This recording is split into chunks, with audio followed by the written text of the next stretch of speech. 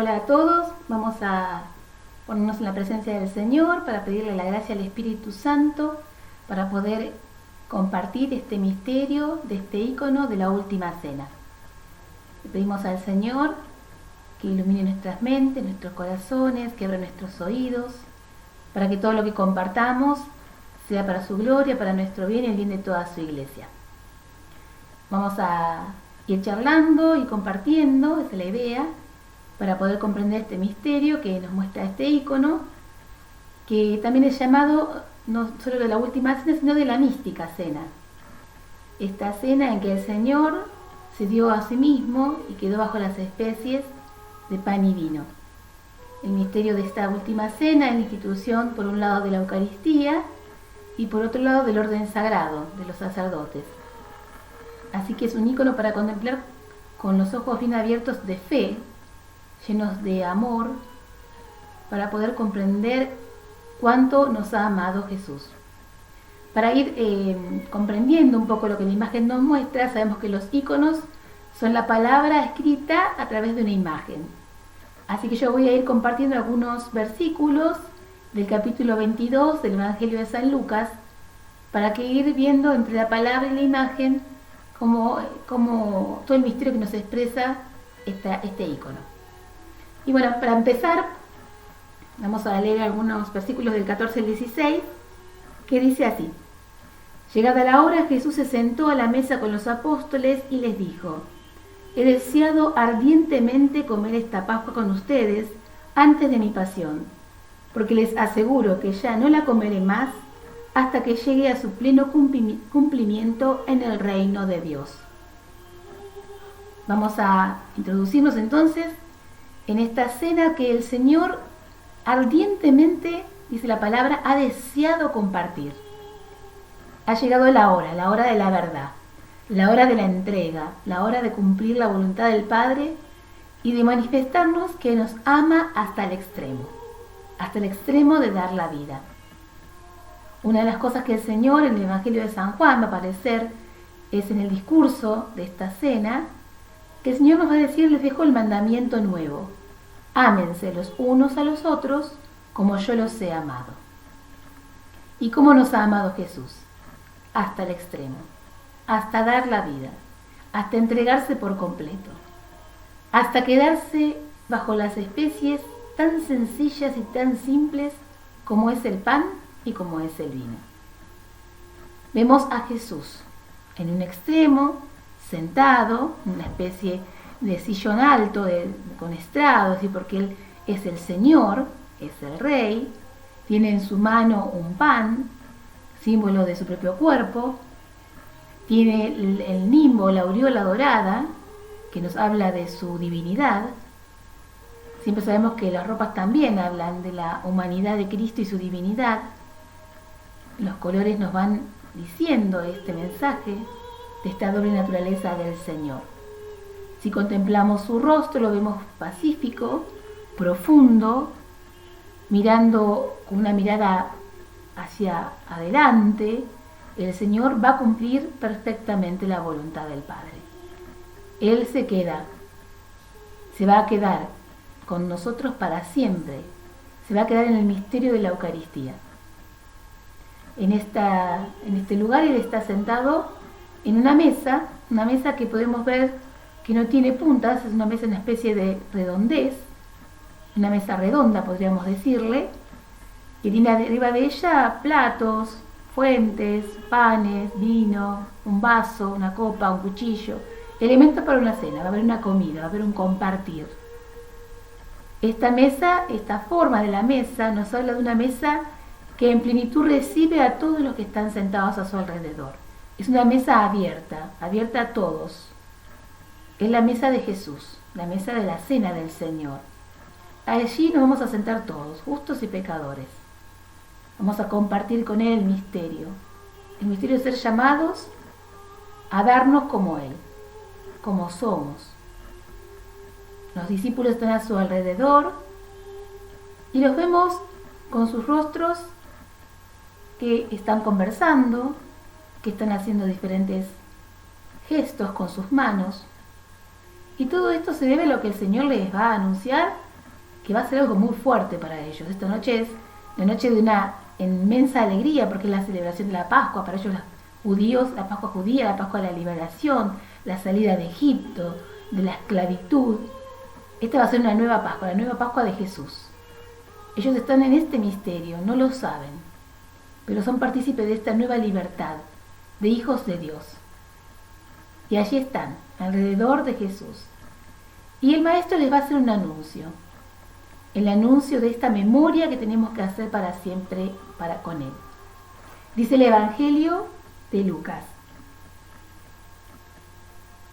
Tomando una copa dio gracias y dijo: tomen y compártala entre ustedes, porque les aseguro que desde ahora no beberé más del fruto de la vid hasta que llegue al reino de Dios. Luego tomó el pan, dio gracias, lo partió y lo dio a sus discípulos diciendo: esto es mi cuerpo, que se entrega por ustedes. Hagan esto en memoria mía. Después de la cena hizo lo mismo con la copa diciendo: esta copa es la nueva alianza sellada con mi sangre que se derrama por ustedes. El Señor nos anuncia la nueva alianza, la alianza de su sangre. Ya no chivos, ni corderos, ni toros. La sangre del cordero inmolado, inmaculado, el Cristo, aquel cordero que nos anunció San Juan Bautista. Y aquí el Cordero de Dios que quita el pecado del mundo. Aquí lo vemos, humilde, sencillo, pobre, totalmente entregado a la voluntad de su Padre. Él y el Padre son uno. Y aquí están, en esta noche, preparando la gran entrega. Mañana va a ser un día difícil. Va a ser el día de un juicio injusto, de acusaciones, de maltratos, hasta llegar a la muerte en cruz, donde se va a cumplir totalmente esta entrega que comienza aquí esta noche. En esta noche va a haber cantos, de los salmos, va a haber un clima festivo, pero el Señor sabe que llega la noche del huerto de los olivos, de la oración, de la última tentación, de dejar este proyecto del Padre. Y va a pedir oración a estos amigos, le va a pedir que no lo dejen solo, pero ahora está aquí con ellos. El Señor conoce el corazón de cada uno de sus discípulos y por eso va a venir un gran anuncio, un anuncio que los va a dejar perplejos. Dice la palabra: la mano del traidor está sobre la mesa, junto a mí, porque el Hijo del Hombre va por el camino que le ha sido señalado, pero ay de aquel que lo va a entregar. Entonces comenzaron a preguntarse unos a otros, ¿quién de ellos sería el que iba a hacer esto?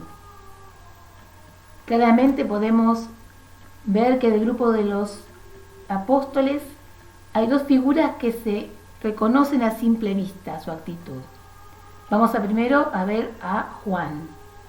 Es un apóstol el más joven, se lo va a llamar el teólogo, porque es aquel que, preguntado o llevado por el apóstol Pedro, que es el que va a estar al lado, este apóstol de cabellos y barbas blancas, y le va a decir que le pregunte al maestro, ¿quién es el que lo va a traicionar?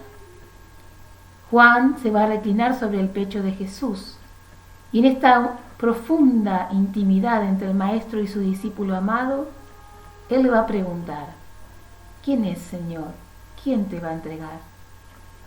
Y Jesús va a responder, aquel que moje el pan en el vino. Vamos a ver que con la distancia de 3 discípulos va a haber otra figura reclinada, igual que Juan, pero esta vez sobre la mesa, para mojar su bocado. Este es Judas, Judas Iscariote, el traidor, el que lo va a entregar. Estas son las dos figuras contrapuestas, las dos formas de encontrar al Señor. Juan, en una profunda intimidad de amor, completamente penetrando el corazón de Jesús y escuchando su voz, escuchando la verdad.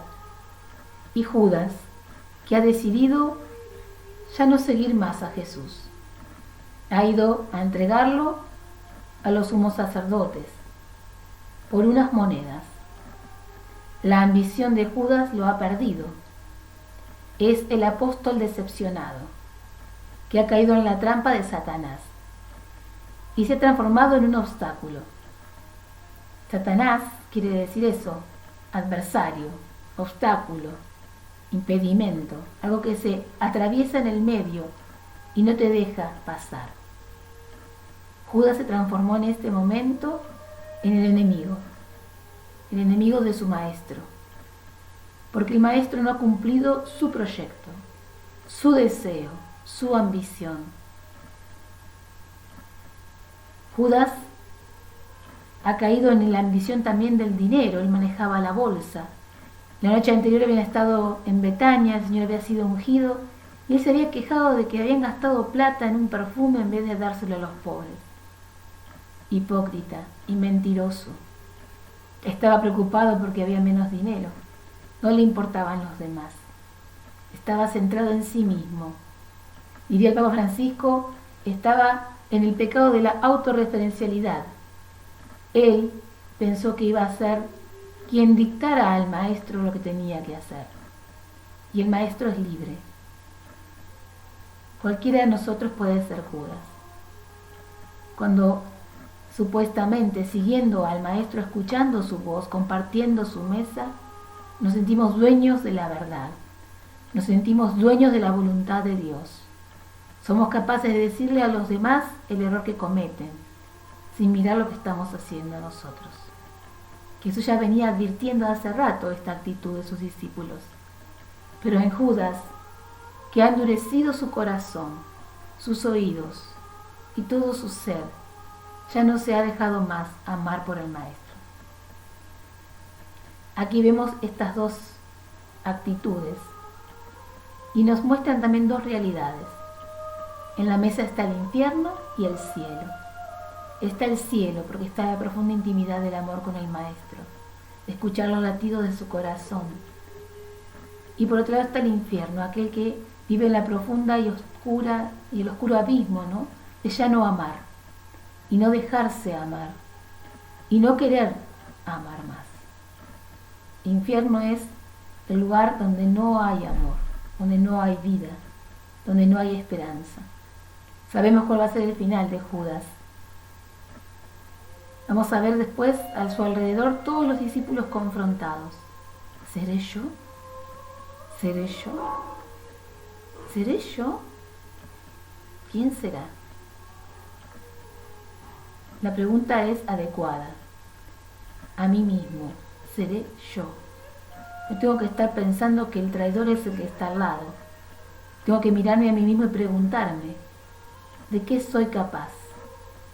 ¿Hasta dónde puedo llegar con mis propios deseos, con mis propios proyectos, por encima del proyecto del Señor? Los discípulos se preguntan, se miran, conversan. El Señor ha anunciado la traición, pero no quedará solo en Judas. Viene el otro anuncio. El anuncio a Pedro, a la cabeza, al que él dijo, sobre esta piedra voy a edificar mi iglesia. También le había dicho Satanás, a este apóstol amado, a este amigo, Jesús también le va a hacer un anuncio. Dice la palabra, Simón, Simón, mira que Satanás ha pedido poder para zarandearlos como el trigo, pero yo he rogado por ti, para que no te falte la fe, y tú, después que hayas vuelto, confirma a tus hermanos. Señor, le dijo Pedro, estoy dispuesto a ir contigo a la cárcel y a la muerte. Pero Jesús replicó, yo te aseguro, Pedro, que hoy, antes que cante el gallo, habrás negado 3 veces que me conoces. Vemos la otra actitud. Pedro también va a negar a su maestro, con la diferencia de que lo va a negar pero no lo va a entregar. Pedro también es un hombre débil, un hombre lleno de miedos, un hombre que ama profundamente a Jesús, pero aún no ha experimentado la muerte y la resurrección. Fijémonos que los apóstoles, ninguno tiene la aureola sobre su cabeza. Quiere decir que todavía no han pasado por el proceso de la muerte y la resurrección de Cristo. Aún no han pasado por la Pascua. La Pascua los va a transformar. Todavía son simples hombres, pescadores, recaudadores de impuestos, que han dejado todo por seguir al Maestro, pero aún no han recibido la fuerza de lo alto. Jesús se lo va a anunciar en esta cena. El Evangelio de Juan nos dice que Él les dice: es bueno que yo me vaya, porque les voy a enviar el otro Paráclito, el Consolador, el que les va a revelar todo y les va a recordar todo.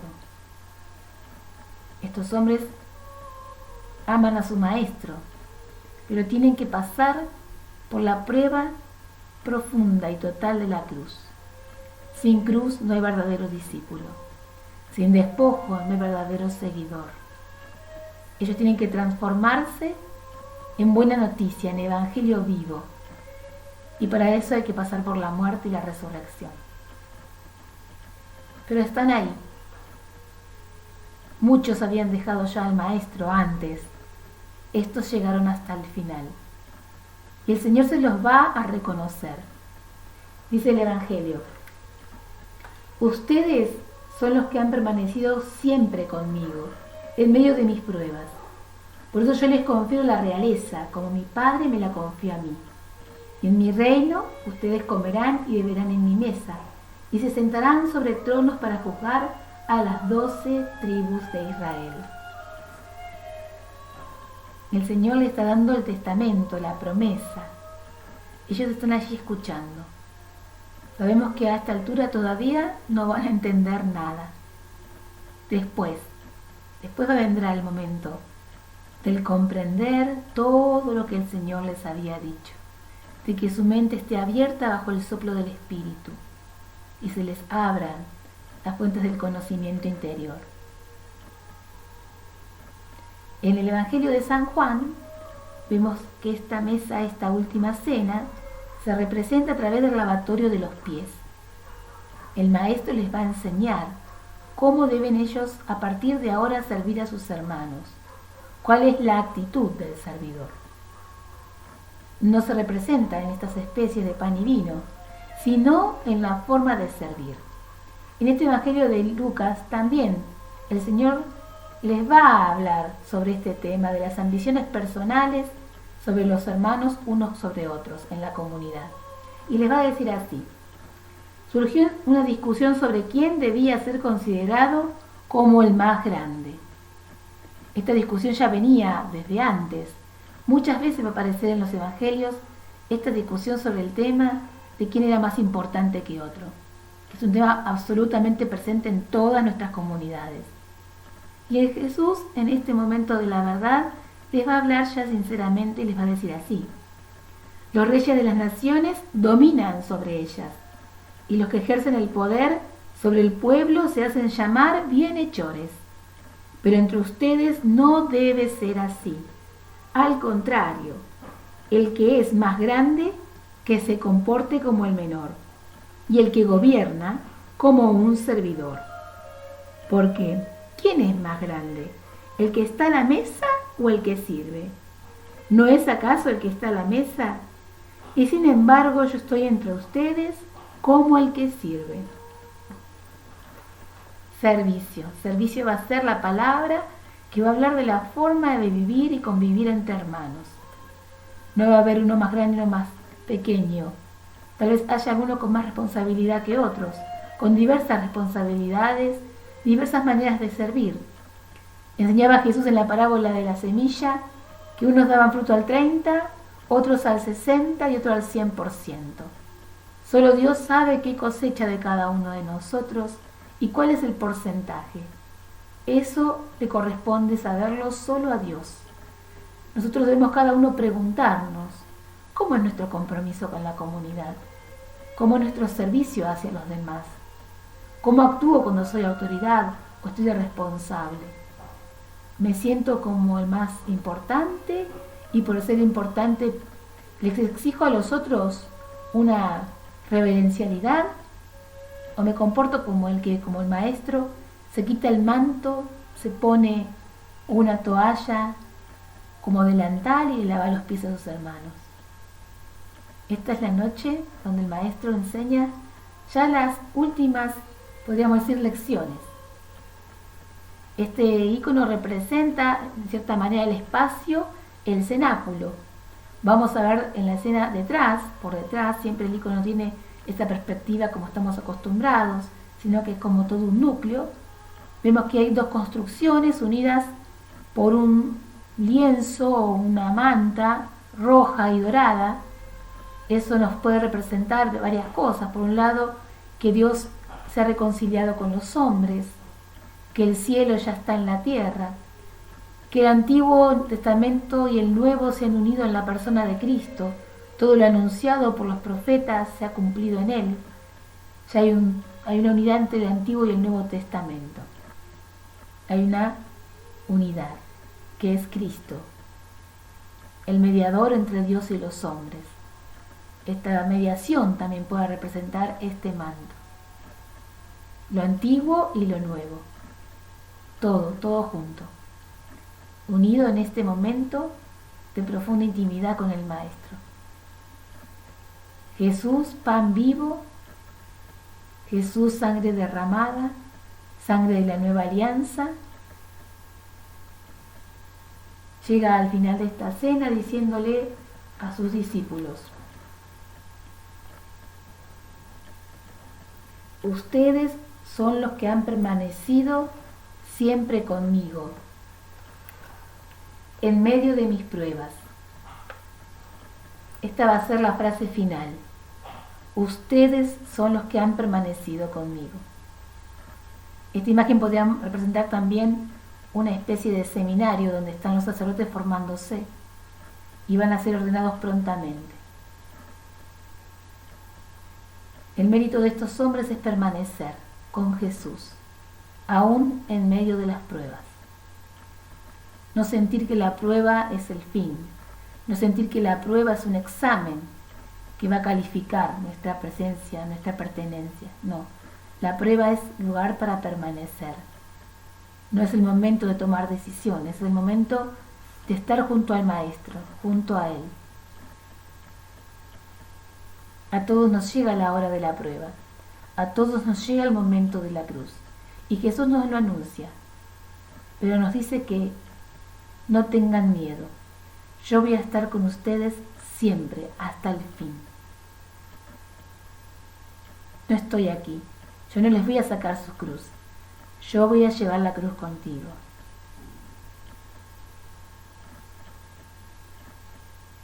Observemos, miremos, contemplemos. El Maestro está aquí, nos invita a su mesa, nos invita a esta profunda meditación de su presencia en la Eucaristía, el misterio de la cruz, el misterio del dolor, el misterio de la prueba. Cada uno de nosotros podemos contemplar en esta imagen nuestra propia vida. Yo los voy a invitar ahora a quedarse con esta imagen, observándola, contemplándola. La idea es hacer como hacemos cuando hacemos lectio divina con la palabra, ¿no? ¿Qué dice? ¿Qué me dice? ¿Qué le digo?